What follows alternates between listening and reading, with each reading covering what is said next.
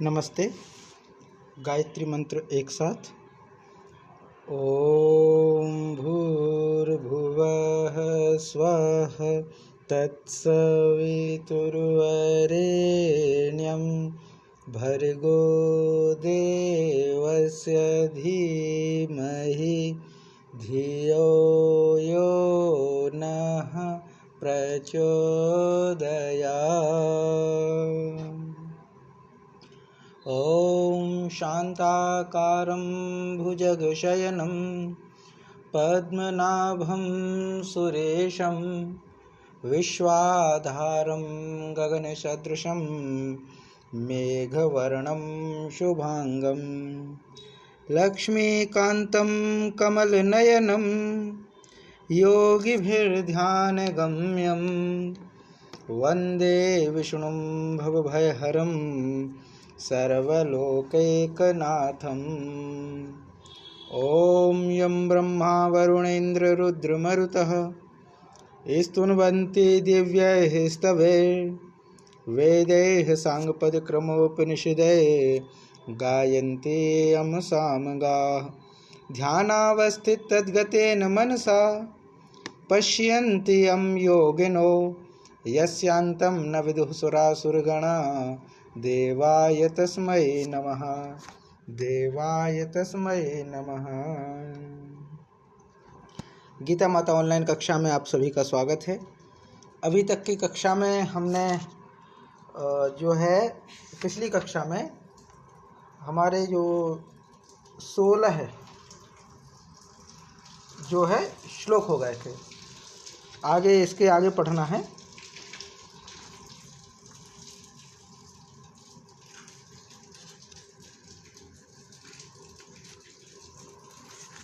सोलह नहीं, क्षमा कीजिए, 16 नहीं, 19 श्लोक हो गए थे। 20वां श्लोक पढ़ना था। जी माता जी, यही है ना, सात्विक दान के विषय में। आवाज आ रही है माता जी?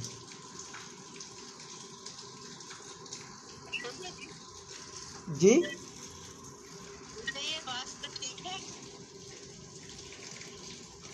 समझ नहीं आया, आवाज़ ठीक से नहीं आ रही। 20वां होना था ना, 19 हो गए थे।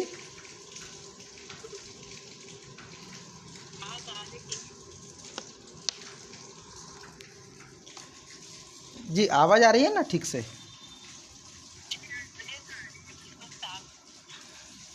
अच्छा, तो 20 श्लोक से ही अभ्यास करना है ना। 19 तक हो गए थे हमारे जी, जिसमें हमने हाँ जी, जिसमें सात्विक राजसिक तामसिक तप के लक्षण हो गए थे। इसके बाद हमें जो है 20वां श्लोक जो है सात्विक दान, इसके विषय में हम अभ्यास कर रहे थे, जिसके विषय में अभ्यास करते हुए ही कल डिस्टर्ब हो गया था। तो आज हम उसी 20वें श्लोक का अभ्यास करेंगे। तो सात्विक दान जो होता है, इसके विषय में हम पढ़ रहे थे। सात्विक दान क्या है?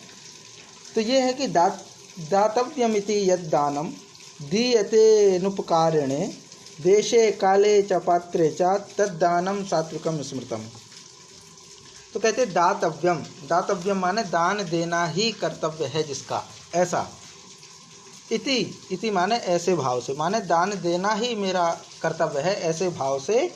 यत दानम, जो दान देश काल और पात्रता के प्राप्त होने पर, और अनुपकारिणे, अनुपकारिणे माने उपकार करने वालों के, उपकार न करने वालों के प्रति भी दीयते, दिया जाए, वह दान सात्विक दान है।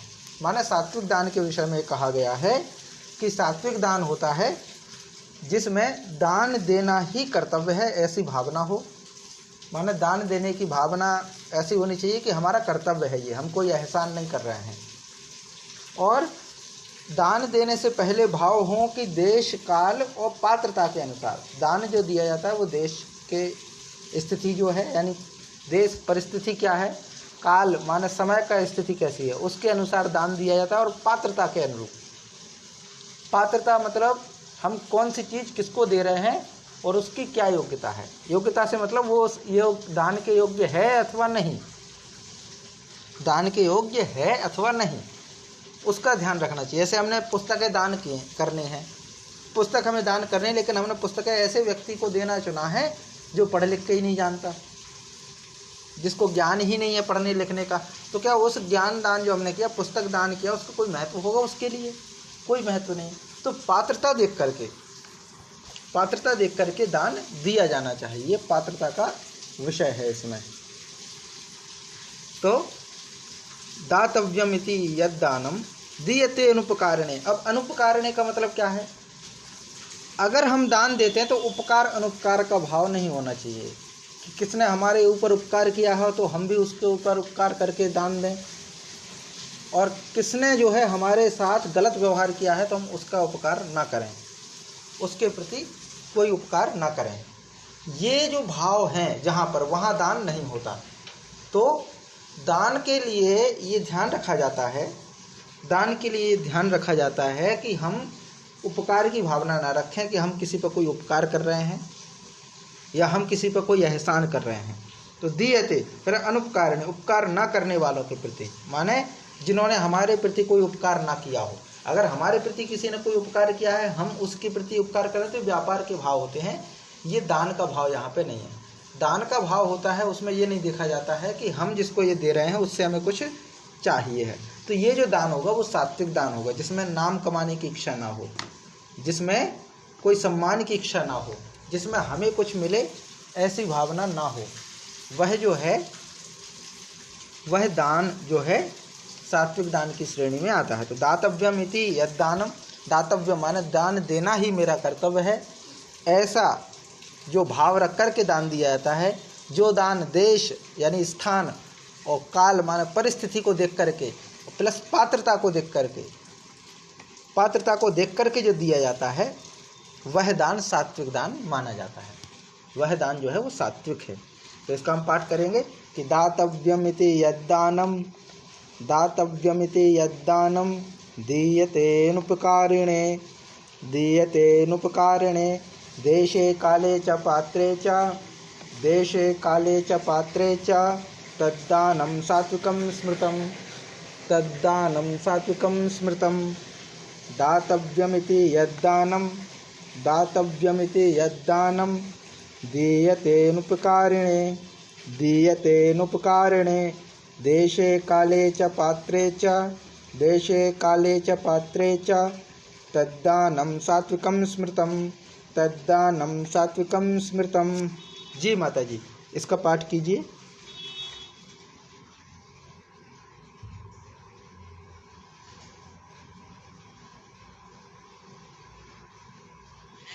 हाँ माता जी, आप कीजिए।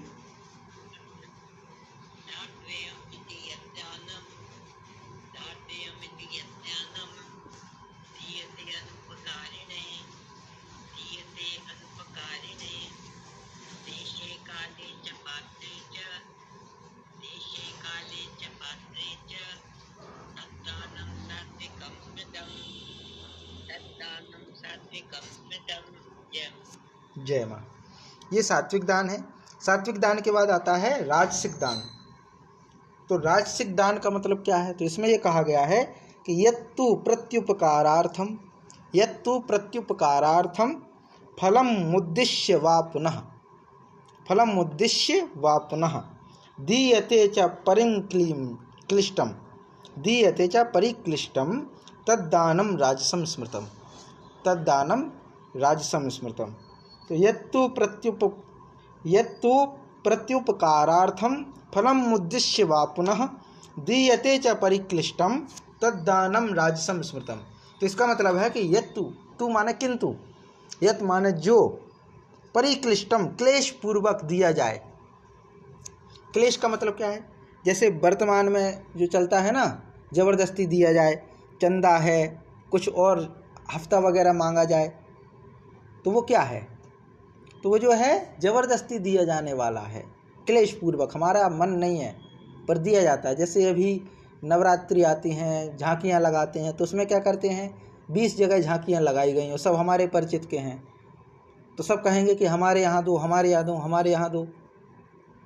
और फिर हर किसी को या तो वो जाना बंद कर देता है, वो देता ही नहीं है, और देता है तो बड़े बेमन से देता है। 50-50 रुपये देंगे तो फिर इज्जत का सवाल है कि 50 रुपये दे रहे हैं, तो 100 रुपये भी अगर वो देता है और 20 जगह अगर झांकियाँ लगी हैं तो उसका भी अपना बजट है। तो ये जो चीज़ें हैं, वो जो दान दिया गया है क्लेश पूर्वक है, मन से नहीं दिया गया, मन की इच्छा नहीं थी।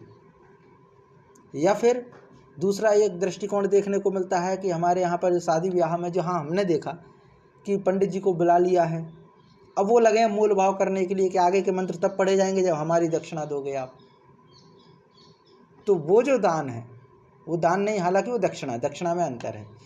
तो दान जो है, या ज़बरदस्ती हमारे घर पे कोई आया और कहे कि नहीं हमें ये भिक्षा दान दीजिए, इतना देना पड़ेगा, इतना रुपए देना पड़ेगा और ये देना पड़ेगा, तो ये जो चीज़ें हैं वो राजसिक में आते, वो क्लेश पूर्वक हैं, मन से नहीं दी गई। तो जो दान क्लेश पूर्वक दिया जाए और प्रत्युपकारार्थम माने प्रति उपकार के अर्थ में दिया जाए। प्रति उपकार के अर्थ में का मतलब क्या है? दान के बदले में अपना सांसारिक कार्य सिद्ध करने की आशा में कि हम जो दान दे रहे हैं इसके बदले में हमें कोई सांसारिक काम सिद्ध होगा, वो जो दान है। जैसे हम करते हैं कि गौदान कर दें किसी ब्राह्मण को, या कुछ रुपए दान कर दें, किसी मंदिर में जा कर के कर दें, दान पुण्य कर दें। क्यों? अगर हम कह दें कि नहीं ऐसे ही कोई भाव नहीं है, कोई फल नहीं चाहिए हमें, तब तो वो सात्विक हो गया।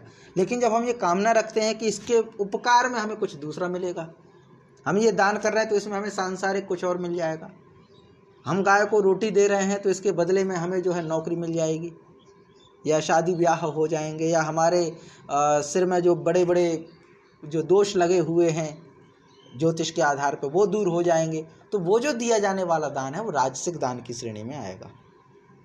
माने दान के बदले में अपना सांसारिक कार्य सिद्ध करना कि हमने ये दान कर दिया हमारा ये काम सिद्ध हो जाए, या हम ये काम सिद्ध हो जाए तो इतना दान कर देंगे। तो ये दोनों ही परिस्थिति में ये राजसिक दान कहलाएगा। वह फलम उद्देश्य माने फल को ध्यान में रखकर, फल को ध्यान में रखकर मतलब हमने इतना दान दे दिया तो हमारा नाम होगा, हमारा नाम होगा। वो जो दान है वो फलम उद्देश्य है, वो फलम उद्देश्य है। माने फल को ध्यान में रख, उद्देश्य माने उद्देश्य करके, फलम माने फल को, कि हम ये दान कर रहे हैं तो इस दान से कितना फल मिलेगा हमें, इस दान से हमें कितना फल मिलेगा, कितना सम्मान मिलेगा, वो चीज़ ध्यान में रखी जाती है। वह जो फल है, वह जो दान है वो राजसिक दान के श्रेणी में आता है। जैसे एक जगह कोई कथा चल रही थी, वहाँ पर गुप्त दान दिए गए। गुप्त दान देने की भी बड़ी परंपरा है, नाम नहीं बताना चाहते, अच्छा है भाई, लेकिन मन में अगर कामना हो नाम ना बताने की, दिखावा करना हो, तो ऐसे ही एक कोई बैठे थे सेठ जी, मंच पर बैठे, उन्होंने दान दिया, नाम तो बोले नाम नहीं, गुप्त दान है। तो मंच से अनाउंस किया गया, कहीं की ऐसे हास्य है, कथा आती है, मतलब कहानी के रूप में है, प्रसंग है, कि मंच पे बैठे थे, उन्होंने अनाउंस करवाया कि हमारे इस कार्यक्रम के लिए इतने 1000 रुपए गुप्त दान के रूप में प्राप्त हुए। लोगों ने तालियां बजाईं। अब जिन्होंने गुप्त दान दिया तो वो कहते हैं कि भाई आप ये बोल दो माइक से कि जिन्होंने गुप्त दान दिया है वो मंच पर बैठे हैं। तो उन्होंने वो अनाउंस कर दिया कि भाई इतने 1000 रुपए का जिन्होंने ये दान दिया है वो हमारे मंच पर बैठे हैं। तो बोलते ये और बोल दीजिए कि पहली पंक्ति में बैठे हैं और राइट ओर, मतलब मंच की ओर से, मतलब जहाँ पे आप खड़े हैं बोलने वाले की ओर से तीसरे नंबर पे बैठे हैं, इस रंग के कपड़े पहने हैं, पर उन्होंने गुप्त दान दिए हैं। तो ये गुप्त दान नहीं है। ऐसी भी कामनाएं रहती हैं कि दान तो गुप्त कर दिखाना है, लेकिन मन में इच्छा वही है। तो ये गुप्त दान जो है वो कुछ नहीं है, दान कुछ नहीं है, वो तो आपने साधन मान लिया है कि हम जितने दान देंगे उतना बड़ा नाम बोला जाएगा, या रसीद मिलेगी, या बैनर में नाम आएगा कि हमने इतना भंडारा कराया, ये कराया। तो ये दान नहीं है, ये तो आपको फल लेना है उस चीज़ का, तो ये व्यापार की श्रेणी में आ जाएगा, ये व्यापार की श्रेणी में आ जाएगा, इसीलिए ये दान नहीं माना जाएगा। तो ये दृष्टि में रख के नहीं है। तो यत्तु प्रत्युपकारार्थम फलम उद्देश्य वा पुनः, फिर आगे कहते हैं दीयते, दिया जाता है, पुनः दीयते, पुनः माने फिर से दिया जाता है, तद दानम राजसम स्मृतम, वह जो दान है वह राजसिक दान है, राजस दान है। तो सात्विक दान था जिसमें फल की कामना नहीं, जिसमें उपकार परोपकार की कामना नहीं, उसमें ये भाव था कि बस मेरा कर्तव्य है, ऐसा जो दिया जाए, ऐसा मान करके जो दिया जाए वो सात्विक दान है, जो देश काल परिस्थिति के अनुरूप दिया जाए। दूसरा जो राजस दान है, वह जो दान है वह कामना के आधार पर है, उपकार करने की भावना है, क्लेश पूर्वक दिया जाए या फिर फल को दृष्टि में रख के दिया जाए। या तो क्लेश पूर्वक दिया जाए, माने जबरदस्ती कोई लेने आ जाए दान, या फिर कोई उपकार किया हम पे किसी ने तो हम उस पर उपकार कर दें, या फिर हम जो दान दे रहे हैं उसका हमें कोई फल की इच्छा हो। तो या तो क्लेश पूर्वक हो, या प्रत्युपकार के प्रयोजन से हो, या फिर फल को दृष्टि में रख करके जो दिया जाए दान, वह दान राजसिक दान है, राजस की श्रेणी में आता है। तो इसका हम पाठ करेंगे कि यत्तु प्रत्युपकारार्थम, यत्तु तु माने किंतु, यत माने जो, प्रत्युपकारार्थम उपकार के अर्थ में, फलम उपदेश्य वापुनम या फिर फल को उद्देश्य में रख करके, दीयते च परिक्लिष्टम दिया जाता है, जो परिक्लिष्टम माने क्लेश पूर्वक, तद्दानम राजसम स्मृतम वह दान राजस दान होगा।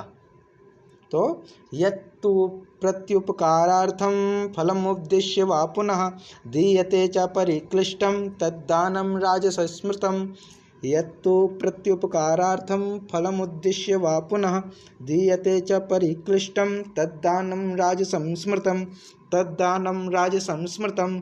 जी इसका पाठ कीजिए माता जी। यदु प्रत्युपकारार्थ फलमुद्दिश्य वा पुनः दीयते च परिक्लिष्टं तद्दानं राजसं स्मृतम्।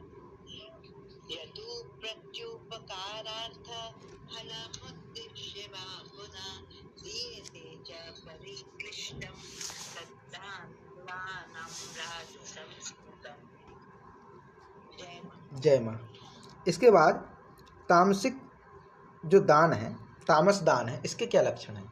तो इसके विषय में कहा गया है कि अदेशे काले यद दानम अपात्रेभ्यश्च दीयते असत्कृतम अवज्ञातम तत्तामसम उदाहृतम। तो तामस दान के विषय में कहा जाता है यत माने जो, दानम माने दान, असत्कृतम बिना सत्कार के, वा अवज्ञातम तिरस्कार पूर्वक, अदेशे काले अयोग देश काल में, जहाँ ना तो देने का कोई परिस्थिति हो ना कुछ, चा अपात्रेभ्य कुपात्र के प्रति दिया जाता है। अब ये तामस में ये स्थिति बन गई है कि वो बिना सत्कार के, माने जिसके प्रति दिया जा रहा है वह या लेने वाला, दोनों के प्रति तिरस्कार की भावना हो। जो लेने वाला है वो ये सोचे कि जैसे तैसे यहाँ से रुपए खींच लिए जाएं, देने वाला है वो सोच रहा है कि 1 रुपया कम करके इसको दिया जाए, निकाला जाए, बेइज्जत किया जाए जैसे भी, तो तिरस्कार की भावना के चलो पिंड तो छूटे वह। और अवज्ञातम, अवज्ञातम माने तिरस्कार पूर्वक, बिना सत्कार के तिरस्कार पूर्वक, और बिना देश परिस्थिति के, जिसका कोई देने का औचित्य ही नहीं है, ऐसा दान दिया जाए, माना जो लेने वाला। जी माता जी कुछ प्रश्न है क्या माता जी? आवाज जैसे, तो तिरस्कार पूर्वक जो दिया जाए, जो अदेश काल माने अयोग देश काल परिस्थिति में, ना तो देश की स्थिति हो ना काल की स्थिति हो, समय उस हिसाब से ना हो, उसके अनुसार ना मान करके कुपात्र को दिया जाए। कुपात्र माना जो दान लेने की पात्रता ही ना रखता हो, क्योंकि दान लेने की जो पात्रता है वो ब्राह्मण वृत्ति का होना चाहिए, ब्राह्मण स्वभाव का होना चाहिए, उसका स्वभाव, उसका व्यवहार, उसका कर्म ब्राह्मण के जैसा होना चाहिए, वह दान लेने का अधिकारी है। तो ये जो कहा गया है, इसीलिए यह है कि कुपात्र के प्रति दान दिया जाता है तो तामसिक है, और सत्पात्र को देख करके दिया जाए वो सात्विक है, जो नाम कमाने के लिए दिया जाए वो राजसिक है। तो कुपात्र कुछ भी हो सकता है, या तो वो मांस मदिरा का भिक्षण करता हो, अभक्ष वस्तुओं को खाता हो, चोरी करता हो, हत्यारा हो, लूट करता हो, दूसरों को सताने का काम करता हो, उसको दिया गया दान तामसिक दान कहलाता है। बिना सत्कार के तिरस्कार पूर्वक दिया जाने वाला दान, देश काल परिस्थिति के बिना दिया जाने वाला दान तामसिक दान की श्रेणी में आता है। तामसिक दान वही बन जाता है, फिर बाद में आतंकवादियों को दिया जाता है, यहाँ वहाँ से फंड आता है, माहौल बिगाड़ने के लिए आता है, तो वो भी तो एक तरह से इन्वेस्ट कर रहे हैं, दान ही है, लेकिन वो चूंकि दूसरे की शांति को छीनने का दान है, वो पात्रों को दिया जाने वाला है, तो वह जो दान है वह तामसिक दान बन के होता है।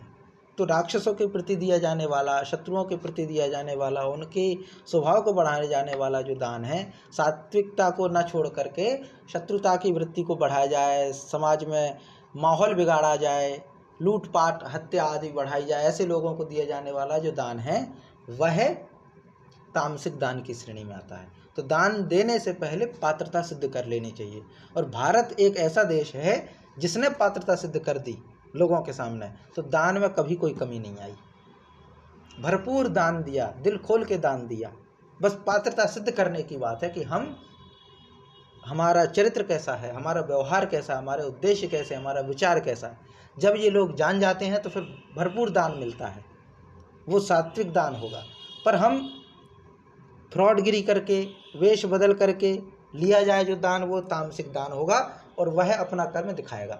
सात्विक दान के अलग फल होंगे, तामसिक दान के अलग फल होंगे, राजसिक दान के अलग फल होंगे। तो ये जो दिया जाता है कि आदेश काले यद्दानम अपात्रभ्यश्च दीयते असत्कृतम अवज्ञातम तत्तामसम मुदाहृतम। तो जो बिना देश काल परिस्थिति के, बिना पात्रता के दिया जाता है, असत्कार करके, बिना सत्कार के और तिरस्कार पूर्वक दिया जाए, वह तामस दान कहा जाता है उसको। तो आदेश काले यद्दानम अपात्रेभ्यश्च दीयते, आदेश काले यद्दानम पात्रेभ्यश्च दीयते असत्कृतम अवज्ञातम तत्तामसम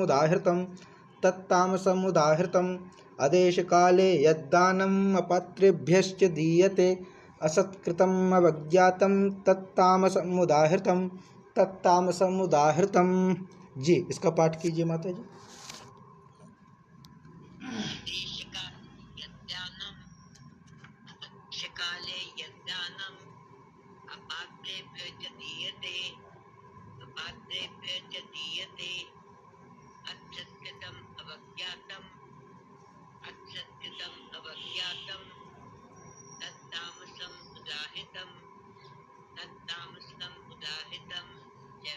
जय माँ। अब आगे है, अगले श्लोक में भगवान बोलते हैं ओम तत्सदिति निर्देशो ब्रह्मणस्त्रिविधम स्मृतम ब्राह्मणास्तेन वेदाश्च यज्ञाश्च विहिताः पुरा। ओम तत्सदिति निर्देशो ब्रह्मणस्त्रिविधम स्मृतम ब्राह्मणास्तेन वेदाश्च यज्ञाश्च विहिताः पुरा। तो इसमें कहते हैं कि हे अर्जुन, ओम तत्सत इति ये जो है 3 शब्द हैं, ओम तत्सत ये 3 है। ओम तत्सत इति यह त्रिविधम 3 प्रकार का, ब्रह्मणा माने सच्चिदानंद घन परमात्मा या ब्रह्म का, निर्देशः स्मृतः, निर्देश माने निर्देश किया जाए, निर्देश माने नाम, निर्देशन होता है, संकेत होता है, या जिससे हमारी पहचान होती है, तो वह होता है नाम। तो ये जो 3 प्रकार का सच्चिदानंद घन ब्रह्म का जो नाम कहा गया है, ओम तत्सत, ये सच्चिदानंद घन परमात्मा का, ब्रह्म का नाम है, ओम तत्सत। तेन उसी से, पुरा माने आदिकाल में, सृष्टि के आदिकाल में, ब्राह्मणाः माने ब्राह्मण, च वेदाः वेद, च यज्ञाः विहिता और यज्ञ आदि रचे गए हैं। मतलब कि ये जो ओम तत्सत कहा गया है, ओम तत्सत, ओम तत्सत, ओम तत्सत 3 है, फिर इसको मिला के कहते हैं हरि ओम तत्सत। फिर कहते हैं हरि माने विष्णु जी को जो मानते हैं वैष्णव संप्रदाय के, वो कहते हैं कि हरि ओम तत्सत। हरि माने श्री हरि विष्णु, ओम तत्सत वही ओम और तत् और सत हैं, माने वही सच्चिदानंद घन ब्रह्म है। हरि ओम तत्सत, हरि ओम तत्सत, हरि ओम तत्सत, ये चलता है। तो ये जो हरि ओम तत्सत है ये क्या है, तो इसी से हरि ओम तत्सत या ओम तत्सत, अब इसमें हरि नहीं है, ओम तत्सत, ओम तत्सत से ये जो 3 है, ओम तत्सत, इन तीनों से सृष्टि के आदिकाल में ब्राह्मण वेद और यज्ञ आदि की रचना हुई है। यज्ञ रचे गए हैं मतलब यज्ञ किए गए हैं ओम तत्सत के प्रभाव से। लेकिन ब्राह्मण रचे गए हैं, वेद रचे गए हैं। तो वेद ब्राह्मण क्या है? वेद तो समझ में आता है कि अपौरुषेय वाक्यम वेद, जो ईश्वरीय वाणी है, जो अपौरुषेय हैं, वह वेद हैं।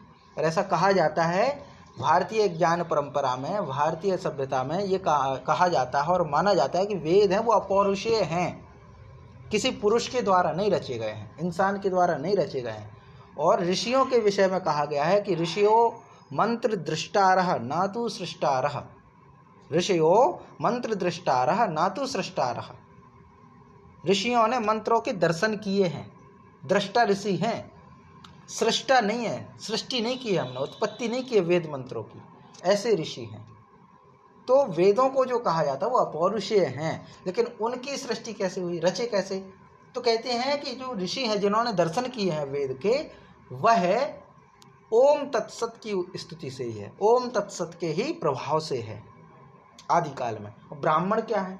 तो कहते हैं कि वेदों के चिंतन को समझाने के लिए, जन सामान्य तक प्रसारित करने के लिए जो व्याख्याएं लिखी गई हैं, जो कहानियां जोड़ी गई हैं, जो यज्ञ जोड़े गए हैं, कर्मकांड जोड़े गए हैं, वह ब्राह्मण ग्रंथ कहलाए।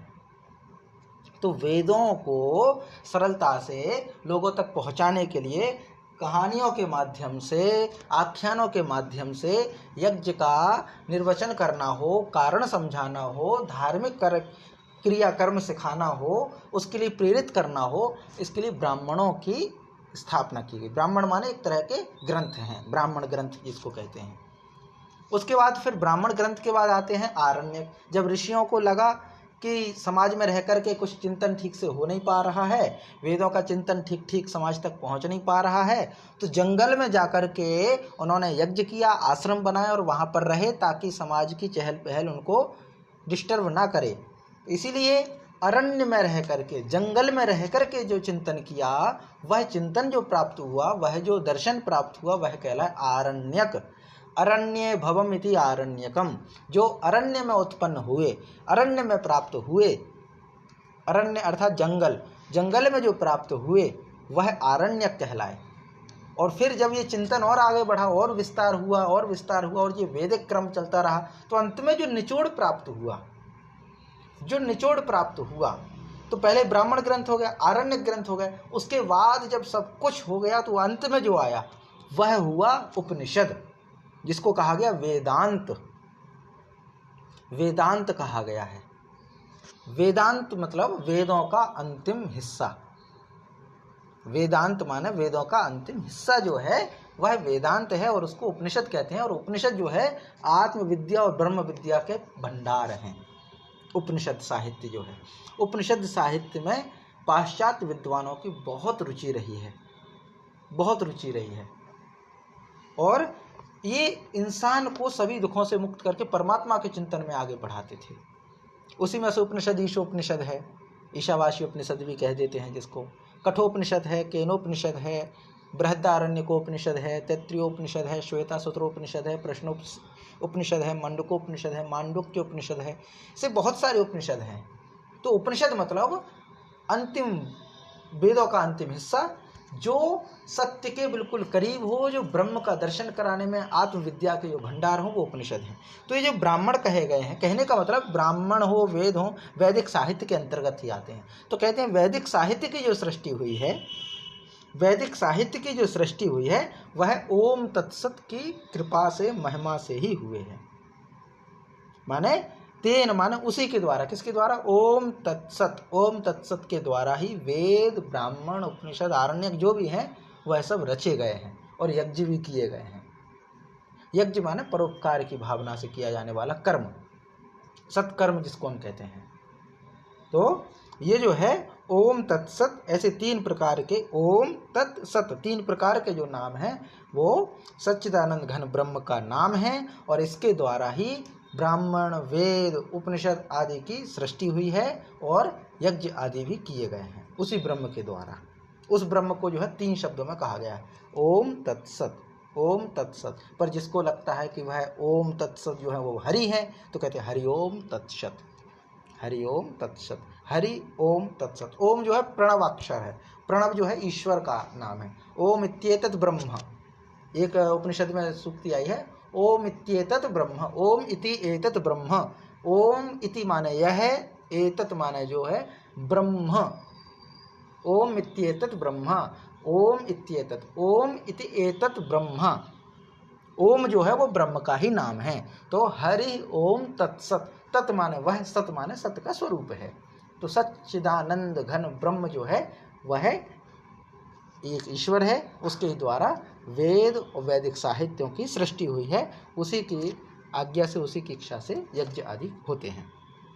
तो इसका हम पाठ करते हैं कि ओम तत्सदिति निर्देशो ब्रह्मणस्त्रिविधि पुनः। ओम तत्सदिति निर्देशो ब्रह्मणस्त्रिविध पुनः स्मृतः। ब्राह्मणास्तेन वेदाश्च यज्ञाश्च विहिताः पुरा। ओम तत्सदिति निर्देशो ब्रह्मणस्त्रिविधि स्मृतः। ब्राह्मणास्तेन वेदाश्च यज्ञाश्च विहिताः पुरा।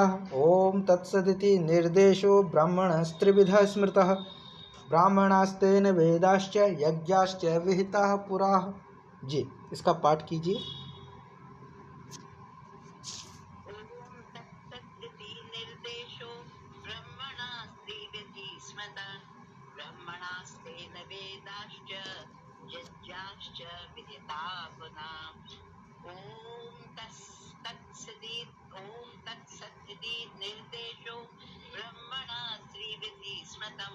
ब्रह्मणास्तेन वेदाश्च यज्ञाश्च विहिता पुरा।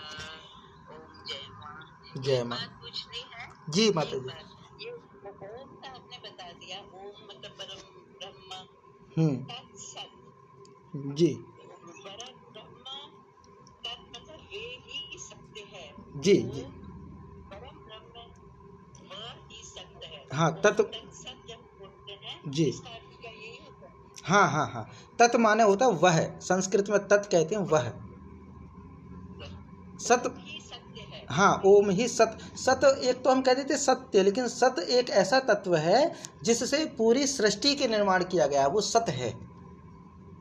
जैसे सत्व तो ये जो है, जैसे हम कहते हैं सत्य तो एक अलग चीज है। सत्य माने जिसने सत्य को जान लिया वही सत्य है।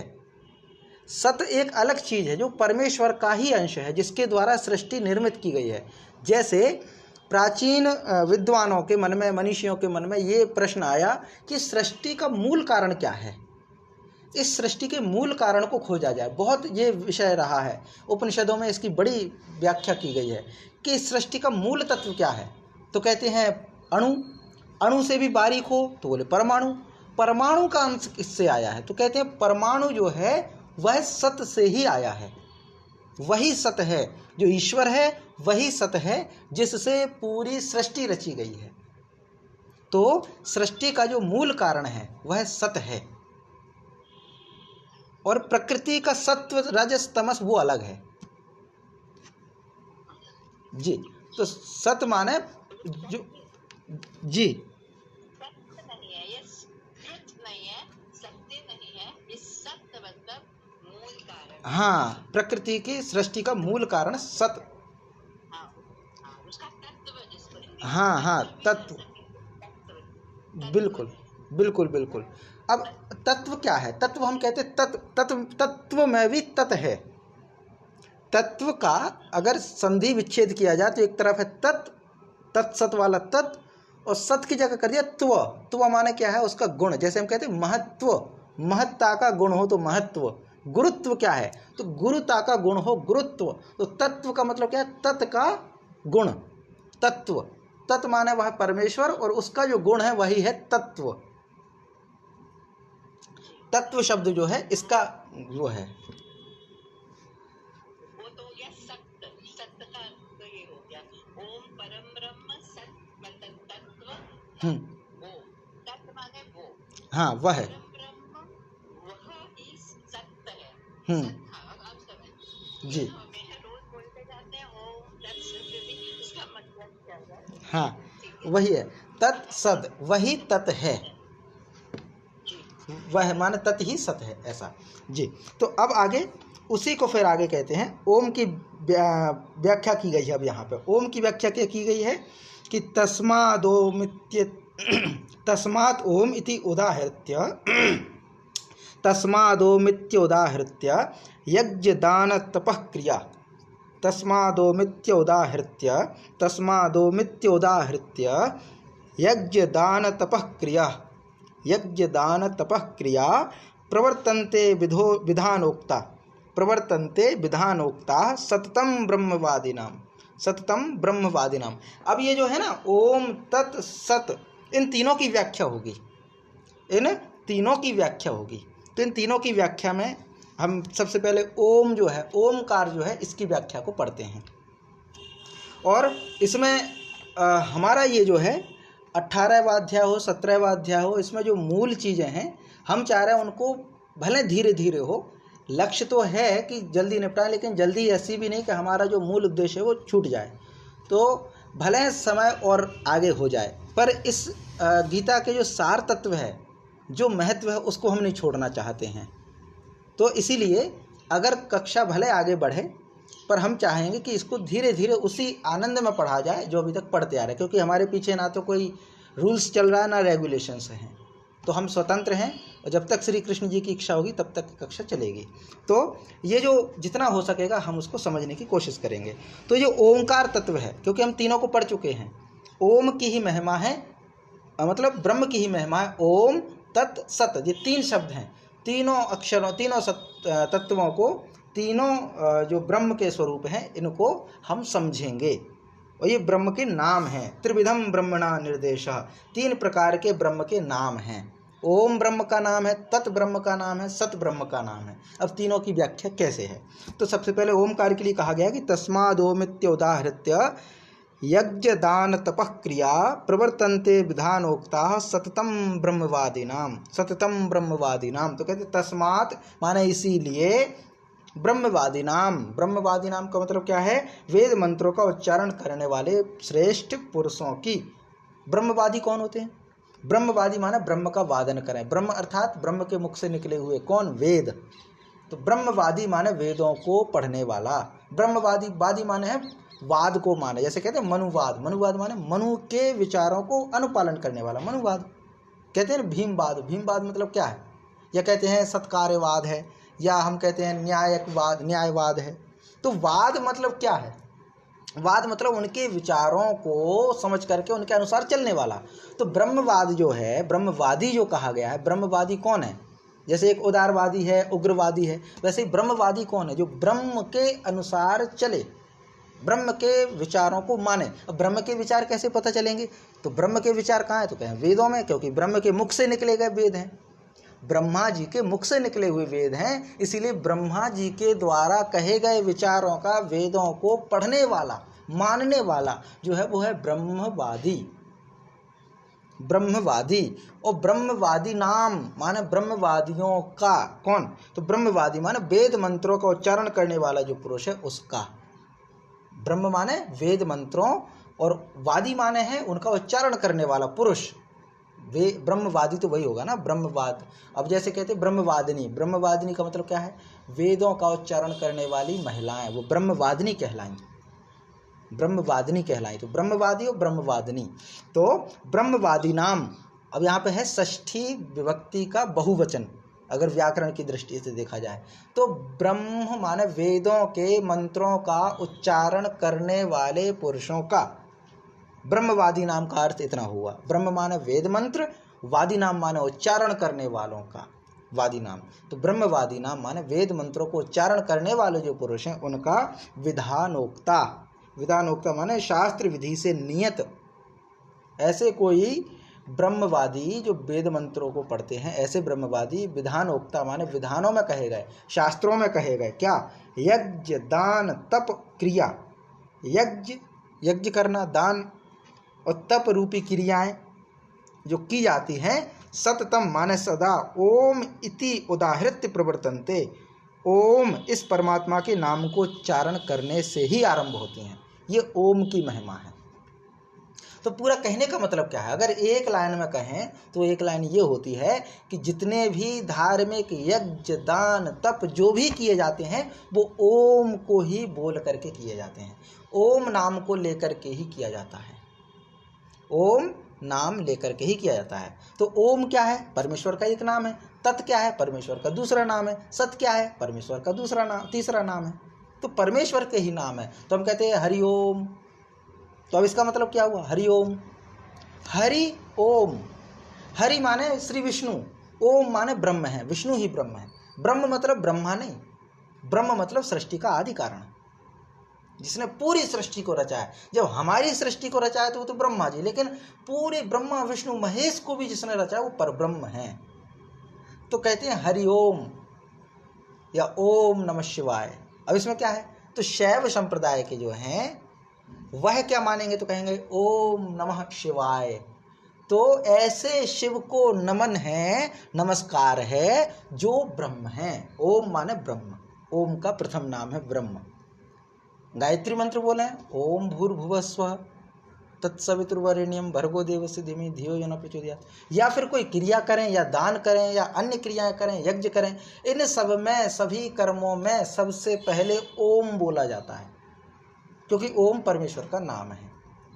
ये यहाँ पर कहा गया है कि ओम की महिमा ये है, ओम की महिमा ही है। इसीलिए वेद मंत्रों का उच्चारण करने वाले श्रेष्ठ पुरुषों की शास्त्र विधि से नियत दान यज्ञ तप क्रियाएं सदा ओम नाम से ही प्रारंभ होती हैं, ओम नाम का उच्चारण करने से ही प्रारंभ होती हैं। ये कहा गया है, ये ओम नाम की महिमा है।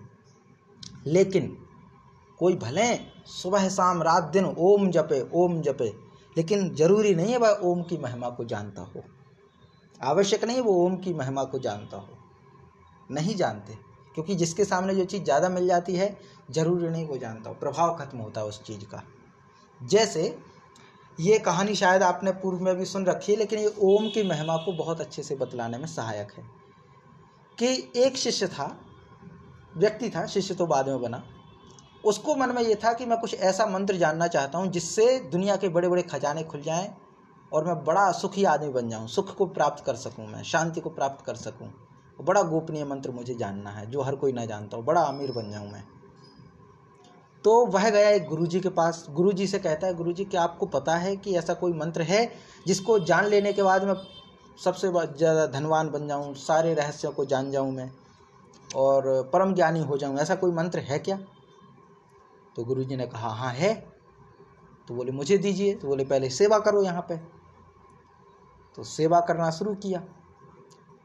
तो कुछ महीने सेवा की, फिर आता है गुरुजी वो मंत्र। बोले बेटा अभी सेवा करो, वह मंत्र इतना आसान नहीं है कि मैं तुम्हें हाल दे दूं, पहले मैं तुझे जो है परीक्षण करूंगा। तो देखते हैं। और महीने बीते, साल भर हुआ, फिर वो आया।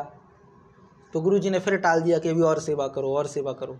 1-2 साल हो गए, वो सेवा करते करते करते करते फिर कहता है गुरुजी आप जो है क्या है देना चाहते हैं मंत्र या नहीं, मुझे सेवा करा लिए वो। तो गुरुजी को लगा कि चलो ठीक है, दिए देता हूँ मंत्र।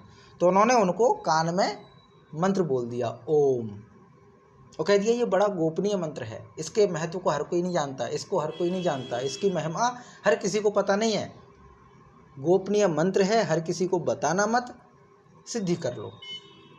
तो उसने सिद्धि की, और सिद्धि जैसे ही की तो उसको लगा कि मेरा मंत्र तो सिद्ध हो गया।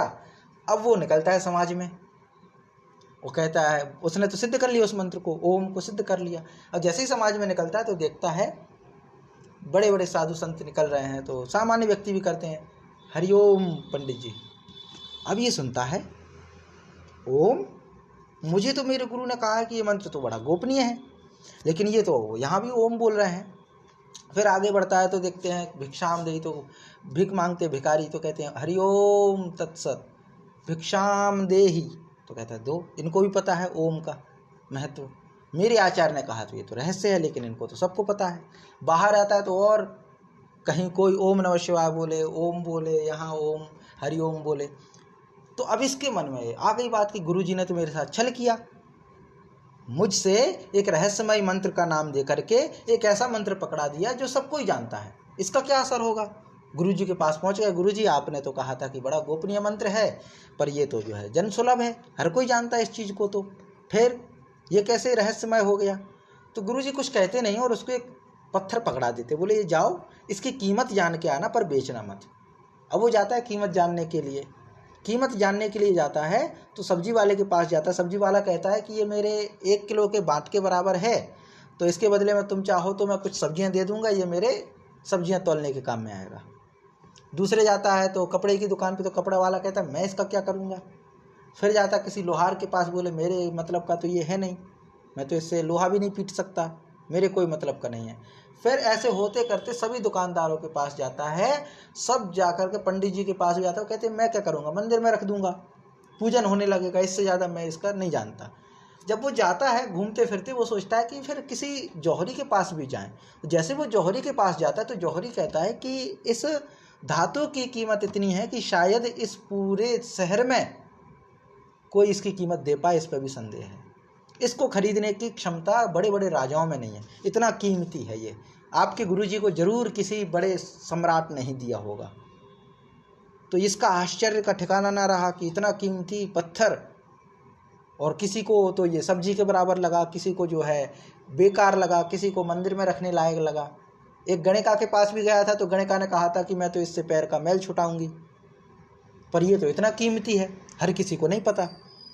अब जाता है आचार्य के पास, वो पूरा किस्सा सुनाता है। तो आचार्य कहते हैं कि बेटा जिस तरह से इस पत्थर की कीमत को हर कोई नहीं जानता, किसी के लिए पत्थर मैल छुटाने के लिए, किसी के पत्थर सब्जी तौलने के लिए है, और किसी के लिए पत्थर इतना कीमती है कि वह पूरी दुनिया को बहुत कम लोग होंगे जो इसको खरीद सकें। बड़े बड़े राजा इसको खरीदने के योग्य हों, खजाने खाली हो जाए इसको खरीदने के लिए, तो किसी के लिए इतना महत्व का है। वैसे ही ओम है, ओम की भी महिमा यही है कि इसको खरीदने के लिए, ओम के महत्व को जानने के लिए किसी की उम्र बीत जाती है और कोई सहज ही उच्चारण करते फिरता है बिना इसके महत्व को जाने। तो महत्व ये नहीं है कि आपके पास कौन सा मंत्र है कौन सा मंत्र नहीं है, महत्व ये है कि आप उस मंत्र को कितने महत्व से जानते हैं, कितने आपको उस चीज़ का महत्व है, श्रद्धा है उसके प्रति। तो ये जो है ओम की महिमा है। भले हम बोलते रहें, लेकिन अगर हम उसके महिमा से वंचित हैं, उसके प्रभाव से वंचित हैं, तो हमारी नाकामी है।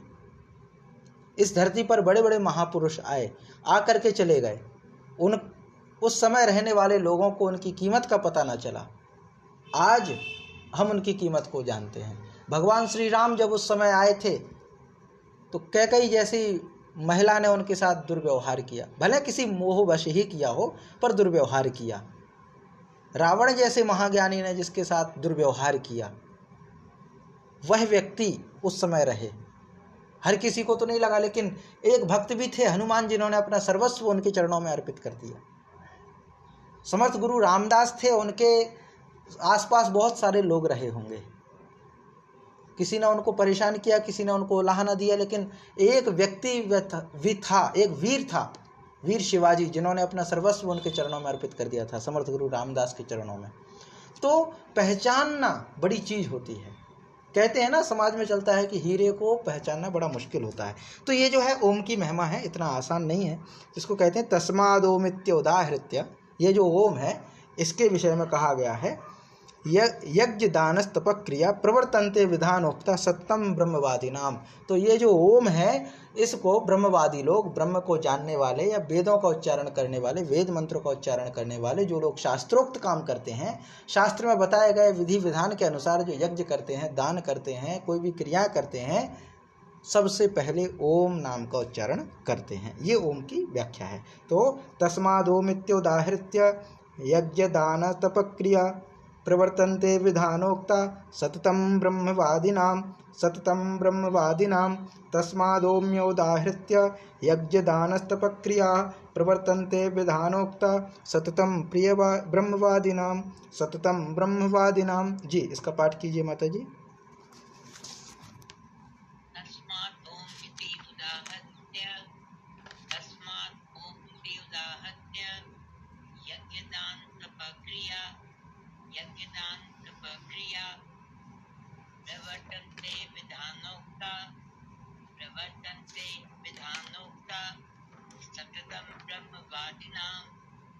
सततं ब्रह्मवादिनां जय माँ। आज कक्षा हम यहीं पे रखते हैं। शेष जो है श्लोक बचे हैं वह हम कल की कक्षा में 17वां अध्याय समाप्त करेंगे और आगे से फिर हम 18वें अध्याय को पूरा देखते हैं कब तक हो पाएगा। आज कक्षा यहीं पे विराम देते हैं, कल हमारा 17वां अध्याय पूर्ण हो जाएगा जी। शांति पाठ करते हैं। ओम सहना भवतु सहनौ भुनक्तु सह वीर्यं करवावहै तेजस्विनावधीतमस्तु मा विद्विषावहै। ओम शांति शांति शांति। नमस्ते माता जी, प्रणाम।